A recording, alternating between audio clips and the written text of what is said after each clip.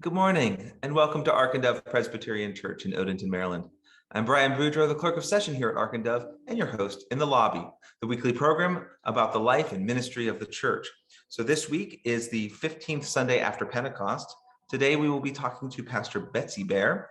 But first, let's take a look at the great things going on at Ark and Dove. So in-person sanctuary worship continues every Sunday at 10:30 a.m. Masks are required in the sanctuary to ensure everyone's safety. So please make sure you RSVP online to attend because seating is limited. Our next outdoor service will be on the 19th of September, and service starts at 9:15. Please check the homepage of the Ark and Dove website for cancellation due to inclement weather. Next week, however, we will continue with summer Sunday school and adult Sunday school, so don't miss that. Regular Sunday school classes will start on September 19th. All classes will be held outside and masks will be required. So Christian Ed are still in great need of leaders to help teach these classes. Now, these classes will be held during the in-person live stream service at 10:30. So Amy Tardif will lead in-person training after service today at 11:30. And it's only for 45 minutes. And this is to help leaders become familiar with how and where items are kept. Reach out to Sarah Fox if you're interested. For adults, there's a new opportunity in September called Introduction to Prayer. Through a series of 3 sessions in September, the group will discuss prayer. This is for people who pray a lot or even just a little. And you may attend all 3 or just one of the sessions, whichever interests you the most. Each session answers a common question about prayer. So on September 12th at 9:15, it'll be in person and they'll answer the question, does prayer do anything? And what do I do when I pray? On September 23rd at 7:30 p.m. via Zoom, how do I find some stillness and silence in my life? And finally, September 26th at 9:15 a.m. in person will be how do I teach my children and youth to pray? So if you're interested, contact Christian Ed to sign up. Now, have you lost someone recently or even a long time ago? Were you unable to see them or attend their funeral or memorial service? Pastor Tim, Deacons Kathy Debus, and Lenny Gardner will be co-facilitating the next Healing Through Grief group this Wednesday, September 8th at 7 p.m. on Zoom. Healing Through Grief, this small group is open to anybody attending Ark and Dove and their family who have experienced the death of a loved one, whether recently or a long time ago. If you need to talk to somebody prior to that, please give Lenny Gardner a call, or you can contact your deacon. So for the Zoom link or with any questions, please contact Pastor Tim or Lenny Gardner. Logos is just around the corner. Logos is Ark and Dove's midweek intergenerational program for pre-K through elementary aged children. So Logos this year will be a 1-hour program from 6 to 7 p.m. on Tuesdays. Activities will be outdoors as much as possible, with maybe some indoor activities with masks during inclement weather. So meals will not be served like we have in the past, and middle school and high school aged children will be meeting separately this year. So Logos is a great way to grow your relationship with God and others at Ark and Dove. So there will be a Zoom meeting on Tuesday, September 14th from 7:30 to 8:30 p.m. For more information. Contact Jen Roman and Julie Devers for that Zoom link. Now, the Friendly Seniors will have a meeting on Thursday, September 16th at 3 p.m. After that, future afternoon teas will be Zoom meetings on the second Tuesday of every month at 3 p.m. Please reach out to Joan Berry if you have any questions. Are you new to Ark and Dove and interested in joining as a member? Have you been joining worship in person or online? Would you like to know more about the ministry and community of Ark and Dove?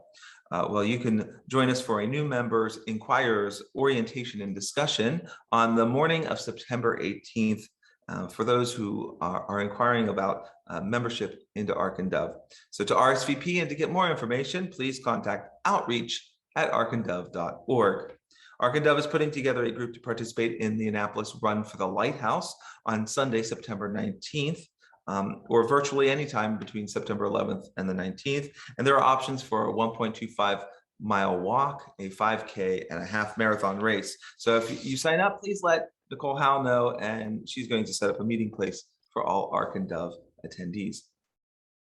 The Summer Book Club now meets every other month on a Friday at 7:30 p.m. via Zoom. The next meeting is on September 24th at 7:30. They will be looking at the book Kitchens of the Great Midwest by J. Ryan Stradle. And this will be hosted by Ellen Makar. So for more information about the book club, please email Kim Champagne. In the Faith Seeking Understanding book series beginning this September, the Adult Education, Gleam, and Anti-Racism teams will recommend a book a month that they believe is worth reading. So you will find the book title and the date of discussion in the archive under Faith Seeking Understanding. So September's book is The Gravity of Joy, a story of being lost and found by Angela Williams-Gorell.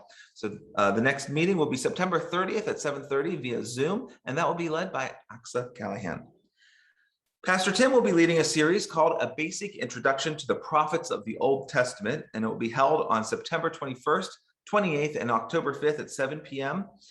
Via Zoom. So it's really need about 1 hour of prep for the class, and then you've got an hour and 15 minutes of the class. To register, contact Pastor Tim. This is a great course, he tells me, for beginners, for those beginning their Bible exploration. It's a safe space. So even though the title, The Prophets of the Old Testament, may seem daunting, he guarantees that this is great for folks who don't have a lot of exposure. So here are some great activities for the mission ministry. Ark and Dove will begin the annual Peace and Global Witness special offering this Sunday and continue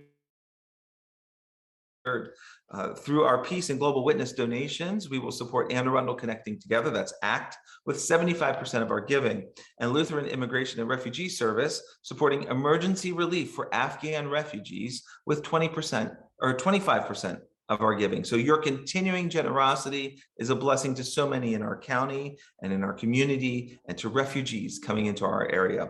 So your support of Habitat Humanity and for Haitian disaster relief this past month were greatly appreciated. So the Anne Arundel County Literacy Council is collecting gently used books for the book fair it's holding in October. I still have the box right here next to me, so you can bring your gently used books here to the lobby, or if you can't make it in, you can contact Wendy Wellington to arrange a pickup time. And now for our regular activities. The weekly Bible lectionary is every Wednesday morning at 10 a.m. Contact Pastor John for a Zoom invitation. Sunday fellowship is right after the service at 11:45. You can email fellowship@arkandove.org at any time during the service, and they will send you a link. The crafting group meets on the first Wednesday and third Monday evening of each month at 7 p.m. via Zoom. Amy Tardif has the Zoom invitation for you there. And still continuing is the Saturday night game night with the deacons. You can get a Zoom invitation from Ellen and Greg Makar. It's a lot of fun. Now, today I have on the program with me as someone you see quite often in the live stream service, but I think this is the first time that we've actually had her here on the program. So please welcome Pastor Betsy Bear. It's so great to finally have you on the program, Pastor Betsy. Thank you. Thank you. It's good to be here. So for folks who don't know much about you, can you share with us just real quickly what you do at Ark and Dove and how you're affiliated with the church? I am the parish associate. I can never remember what I am. There are two other parish associates as well. And I just try to help out and be there at this point because I am retired. So I don't have a ministry at this moment. So like you said, you're a retired pastor who continues to serve the community. So thank you for that. Was it, now I think it was in 2019, I think you'll have to correct me, that you made a big change in your life. Is that right? I did. I moved to senior housing. You moved to senior housing. So you, so how, I want to spend a little bit of time talking about that, how you went about doing that and what that's like. So how did you begin that search for housing? I began by listening. I lived in a 55 plus community, which means there's just housing there. There's nothing else for seniors. But because I lived there, there were a lot of people moving to other types of housing. And so I began to listen and of course went to the internet and found a wealth of information that you'll get drowned in if you keep following the rabbit trails. But and then eventually I did go look physically at some places. So you made this decision to kind of move forward with this, and like you said, you've seen, and I imagine even in your ministry have seen when seniors kind of have to make that transition. And what you're saying is you wanted to make that transition on your own terms and not when you couldn't. Exactly. So often what happens in the hospital, people have been living independently. They have a major health issue. And when it's time to leave the hospital, they can't go home. It might not be permanent, but often it is. And they need to find alternative housing. And because you usually end up going where there's a vacancy, not by your choice, you frequently don't like where you end up living. Yeah. So what kind of places did you look at? I looked at, well, I even went over to Delaware was my first one. I thought, oh, tax-free state. And, it was a rural area and I was used to living in places like Piney Orchard. And I thought, well, it might be nice to move over to Delaware. I also looked down where my son lives in Wilmington, North Carolina. I looked there. Um, it's a lot less expensive there. So already I've got three different things I've looked at just by seeing two different places. And I looked at several places around here in Baltimore. Hmm. So what are the, I guess, the features or categories of senior housing that are available? There are different ones that, and different states, I will warn you, call them different things. I mean, there's really a lot to learn when you start looking. So in Maryland, they call them continuing care retirement communities. Of course, the acronym is CCRC. And that means that there is independent, in one place, there is independent housing. There's usually memory care, assisted living, rehab, and in some cases, a type of hospital. Mm, And mm, then there are other places, like for example, 55 plus, as I said earlier, they don't provide anything. It's not a provision place. You're just buying a condo or something to live there. And then there's places where they're only assisted living. So it's a lot to look at and a lot to, wade through. So as you said, you made the transition from a 55 plus community into this new type of community. It has a range of options available, so that as you're in different stages of life, you have this medical care available to you. Yeah. So how does that work? Sort of what the financial is this like buying another place? Is this how does that work financially? Well, I'm not an ace at this, but I do know two options that are nearby here. Where I live, it's called a buy-in, and you find a place and you have a down payment like you do at a house. Let's say a one bedroom might be $180,000. Okay, and that's your what they call apartment. Okay, and then you pay a monthly fee, which I'm going to do round figures here. Let's say 2,400 a month. Okay. And that includes meals, internet, phone, electricity, everything. It's just one bill a month.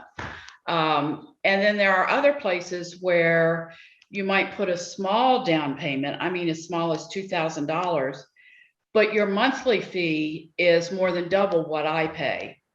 So it comes down to your financial situation, your monthly income, and what suits you best. And of course, you have to like whatever you choose.